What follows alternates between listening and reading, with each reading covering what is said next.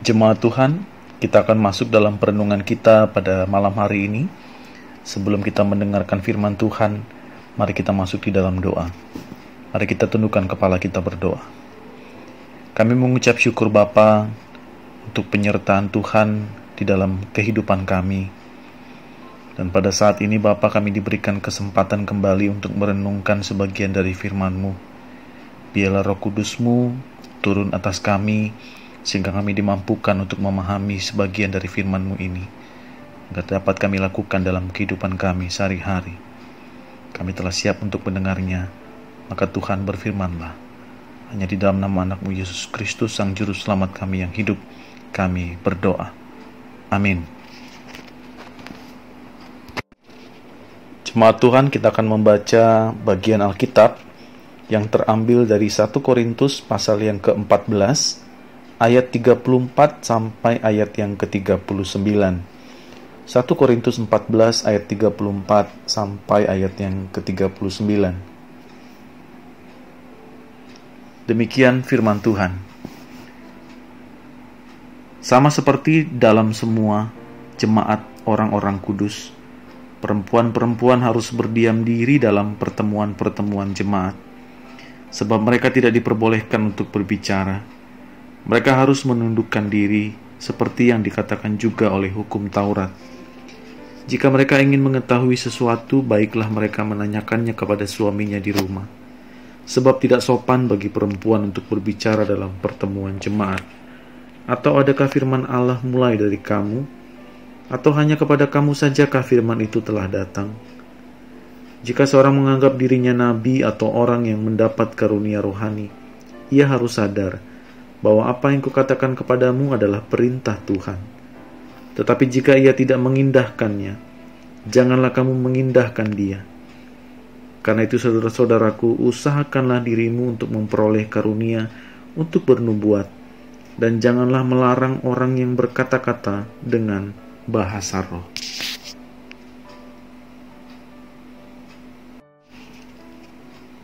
Shalom, selamat malam. Bapak Ibu Saudara dikasihi oleh Tuhan Yesus Kristus. Kalau kita melihat sebuah perbedaan di zaman sekarang ini adalah menjadi sesuatu yang sangat sensitif. Orang berbeda agama terlebih lagi. Agama menjadi sebuah pemicu untuk sesuatu keadaan yang sangat-sangat tidak nyaman. Kalau kita sudah berbicara perbedaan agama, maka di dalamnya pasti orang berbicara tentang konflik. Padahal kita tahu bahwa setiap agama diajarkan untuk berdamai, mendatangkan kebaikan, mengajarkan kesabaran, dan lain sebagainya. Tetapi akhir-akhir ini kalau kita sudah bicara tentang perbedaan, maka ada yang merasa paling benar dan ada yang harus disalahkan. Bahkan ada yang harus direndahkan. Orang-orang menjadi sensitif untuk melihat sebuah perbedaan. Apalagi kalau kita sudah berbeda pendapat, berbeda pilihan, berbeda pandangan. Dan celakanya Bapak Ibu Saudara, di dalam gereja yang adalah sebagai sebuah organisasi, tidak luput juga dari perbedaan-perbedaan yang muncul di dalamnya. Nah, jemaat Korintus, di mana Paulus telah membina jemaat ini, menemui ada banyak masalah di dalamnya. Bacaan kita memperlihatkan bahwa keterlibatan perempuan di dalam pertemuan jemaat jadi persoalan. Tidak boleh berbicara sembarang di tengah-tengah orang banyak, tetapi harus bertanya kepada suaminya dulu.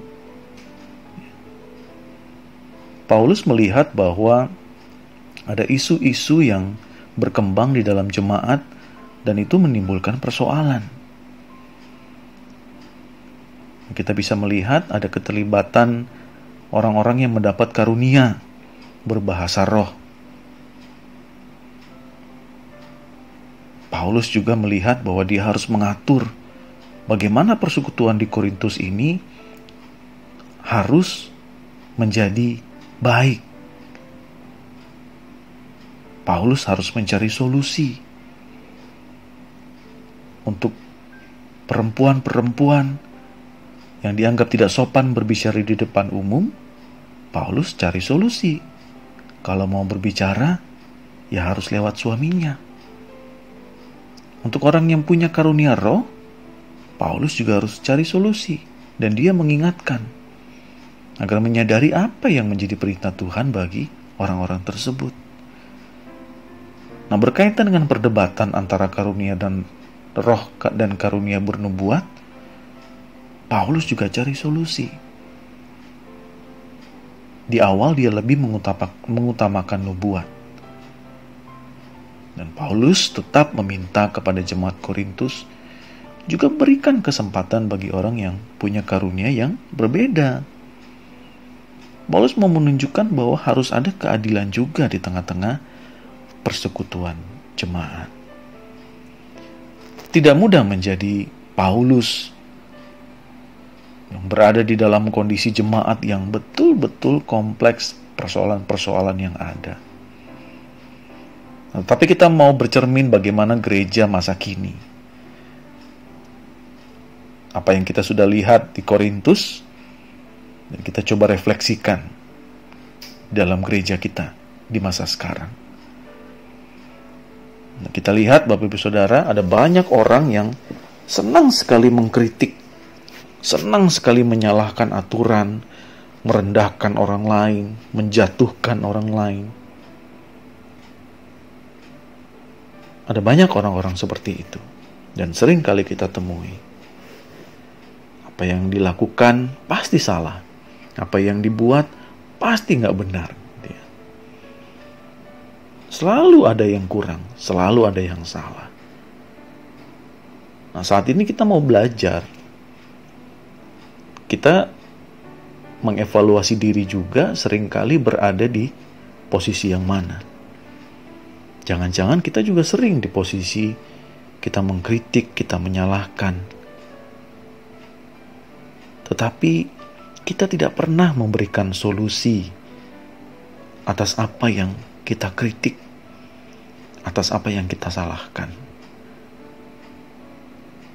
Ibarat kita sedang menonton permainan sepak bola, Bapak Ibu Saudara. Seringkali kita lebih senang menjadi penonton. Kita mengomentari, kita berteriak-teriak, oper sana, oper sini, aduh jangan gitu, ayo cepat lari ke sana, ayo cepat lari ke sini. Dengan mudahnya kita memerintah, dengan mudahnya kita menyalahkan.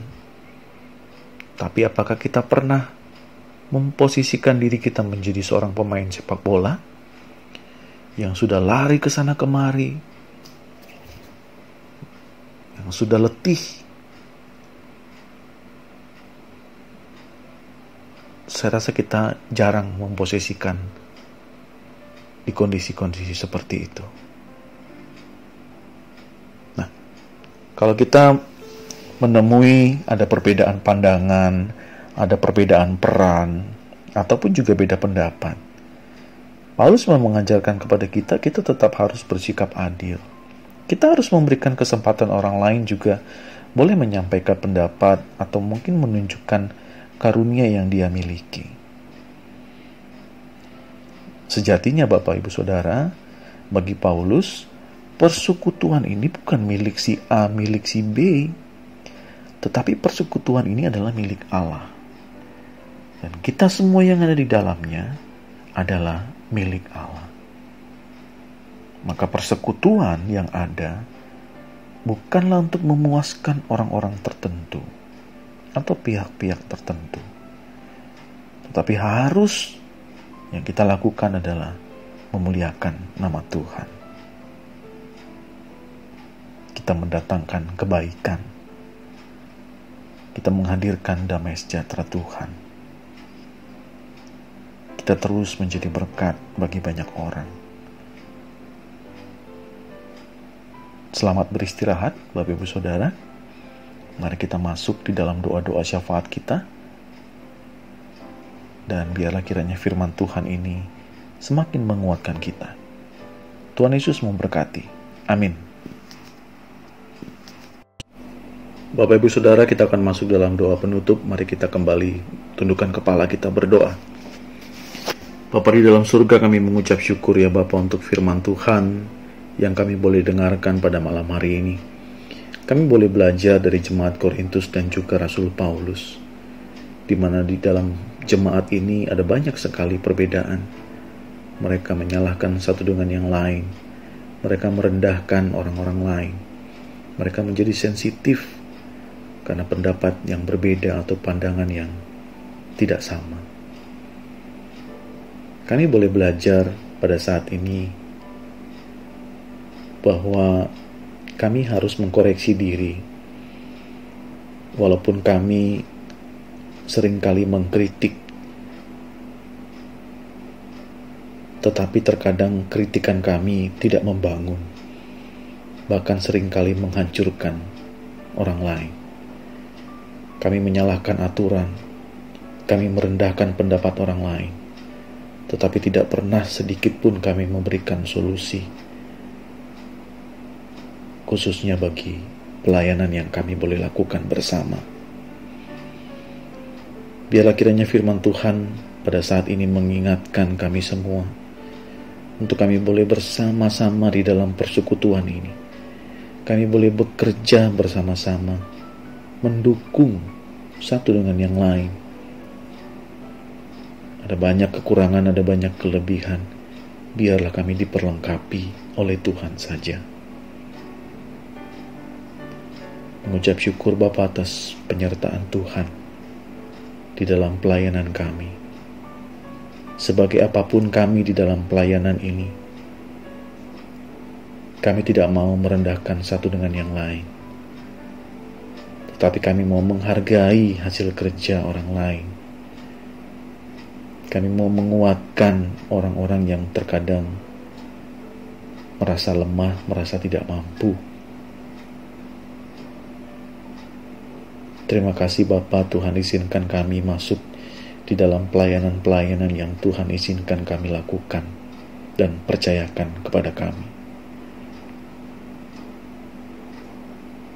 Kuatkan kami di dalam pelayanan ini ya Bapa, agar kami semakin dikuatkan dan kami semakin dimampukan, walaupun di tengah-tengah keadaan yang sangat-sangat berat.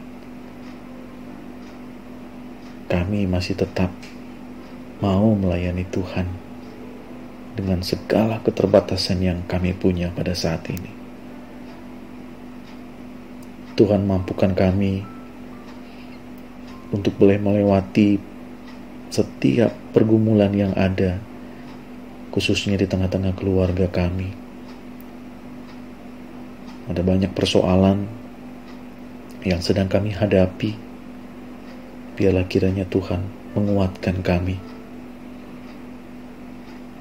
Kami percaya bahwa pergumulan yang kami alami ini tidak melebihi daripada kekuatan kami.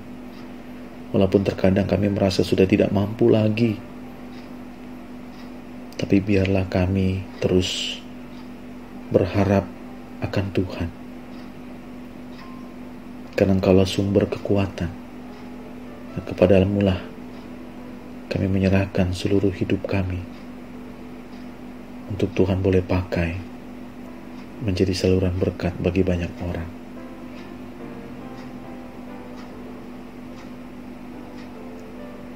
Bapa di dalam surga, sebentar kami mau beristirahat.